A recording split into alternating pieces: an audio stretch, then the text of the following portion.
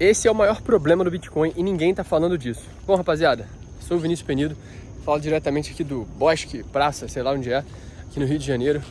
Essa vista aqui de finalzinho de tarde, acabei de treinar, tô dando uma volta aqui, sempre uso esse tempo depois do treino, onde a cabeça tá com mais endorfina e menos adrenalina, para eu pensar nas coisas de forma fria. Às vezes eu abro aqui a câmera e troco essa ideia com vocês.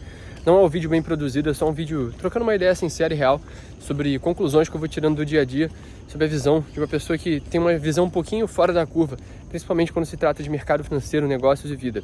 E o que eu vou falar aqui para vocês é sobre o Bitcoin e uma visão distorcida que eu vejo muita gente tendo. Eu vou começar isso aqui partindo de um princípio de uma matéria que eu vi alguns dias atrás, no começo do ano, quando o Bitcoin estava em $100 e poucos mil. E basicamente essa matéria, eu acho que era de um portal de criptomoedas ou alguma coisa assim, e a minha esposa me mandou.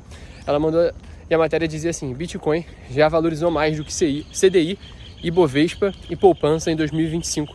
E essa é uma matéria completamente desonesta. Por quê? Porque é desleal você comparar isso. Porque o Bitcoin, ele é volátil.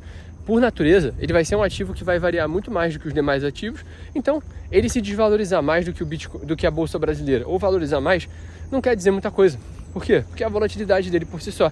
Você tem que medir um horizonte de tempo muito maior e entender não só o retorno, mas também o risco que envolve você estar investindo em Bitcoin. Por exemplo, essa semana o Bitcoin caiu mais de...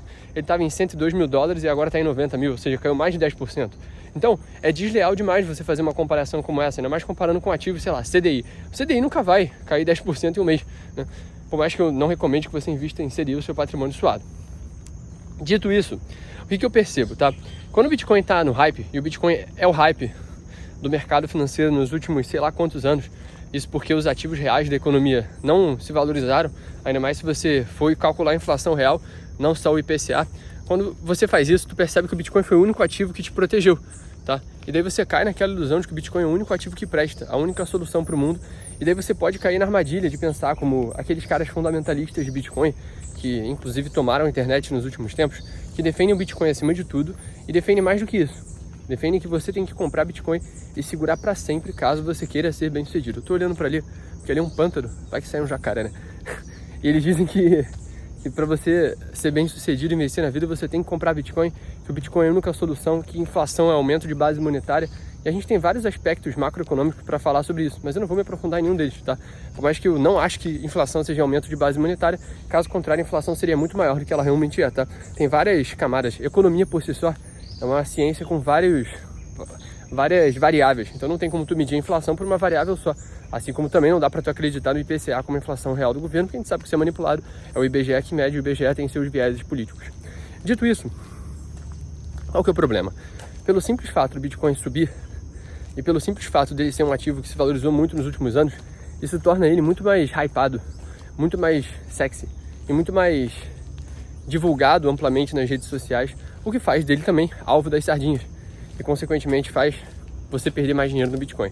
Por quê? Existe uma teoria, que é a teoria da reflexividade. A teoria da reflexividade foi cunhada por Karl Popper, um filósofo e sociólogo.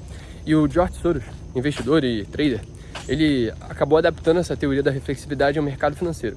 O que diz a teoria da reflexividade?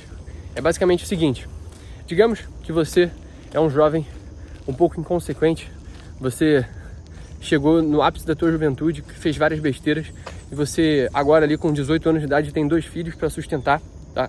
Cada um com uma mulher diferente que você não tem mais contato, e você tem muita responsabilidade. Você chega lá na padaria, rouba 2 pães, é preso por ter roubado 2 pães. Isso não vai acontecer, mas é só a teoria. Você é preso por isso, depois você passa um tempo na cadeia, e conforme as coisas vão acontecendo, você vai se desvirtuando mais e mais. Conforme o tempo passa e você vai se perdendo mais no teu caminho, tu vai percebendo que as tuas atitudes e o que vai acontecendo na tua vida vão começando a se direcionar pro lado errado. Então, talvez esse cara tenha virado um criminoso de fato, ou o que seja. E daí, a gente pode questionar filosoficamente, né? Se esse cara ele já era um bandido antes disso tudo, ou se ele se tornou, se a cadeia fez ele se tornar assim, se as pessoas que ele conviveu fizeram ele se tornar assim. E o que isso significa? Você não sabe se ele já era ou se o meio que ele conviveu tornou ele isso. E a mesma coisa acontece com o Bitcoin. A gente não sabe se o Bitcoin é um bom ativo, ou todo mundo falar que o Bitcoin é um bom ativo fez ele subir, o que consequentemente fez mais pessoas ainda falarem que ele é um bom ativo, o que consequentemente fez ele subir mais ainda. Então, existem ciclos que se auto-reforçam, tá? Eu tô falando de mercado financeiro, de comportamento humano. Eu não tô falando de fundamento do Bitcoin, porque eu sei os fundamentos do Bitcoin. Inclusive, eu acredito que ele é uma grande proteção. Só que você precisa de um pensamento crítico.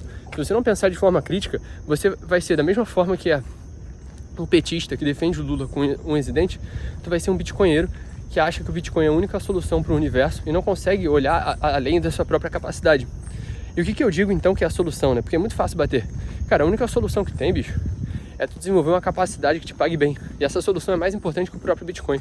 Porque digamos que você comprar Bitcoin hoje a $90 mil, pelo menos no dia que eu gravo esse vídeo, o Bitcoin tá valendo isso. Inclusive, na data em que você vê esse vídeo, o Bitcoin pode estar em outro preço, então tu comenta aqui. Mas cara, hoje, na data em que eu gravo esse vídeo, o Bitcoin tá em $90 mil. Digamos que você vai pegar R$10 mil do teu patrimônio e vai investir em Bitcoin. Cara, esses R$10 mil, caso o Bitcoin vá para $180 mil, o que é uma valorização absurda, esses R$10 mil vão virar 20 mil. E da mesma forma, se o Bitcoin caiu 80%, eu não tô falando que vai, mas eu tô falando que no bear market do Bitcoin, historicamente, ele sempre caiu 80%. Então, ele caiu de $60 mil para 20 e poucos mil. Ele caiu no passado 80% também. É normal do ciclo do Bitcoin. Você perderia 80% do teu patrimônio. E o pior, você tem que botar o teu dinheiro ali e esperar as coisas acontecerem.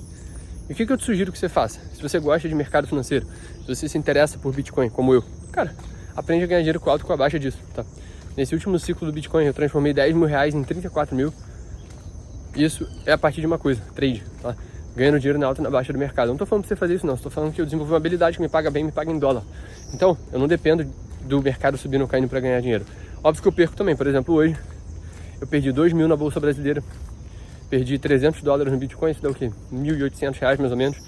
Mas pra mim isso é perder pequeno, e quando eu ganho grande é fazer R$10 mil numa porrada. Por que eu tô falando isso tudo pra você? Pra você entender que você não pode confiar o futuro da tua vida numa moeda, numa tese de investimento que parece bonita, porque tem influenciadores que defendem com ex-presidente, mas você sabe que esses influenciadores não ficaram ricos com isso. E até os que ficaram, o cara que comprou Bitcoin lá em 2008. A gente não tá em 2008, a gente não tá em 2015. Se você tivesse comprado Bitcoin nessa época, beleza.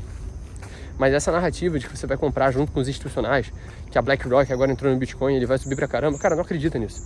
Você é só uma pessoa, como diria o sociólogo Ryan Santos, está vendendo videocassete em 2020. Então, não adianta quando você chega tarde demais pra festa.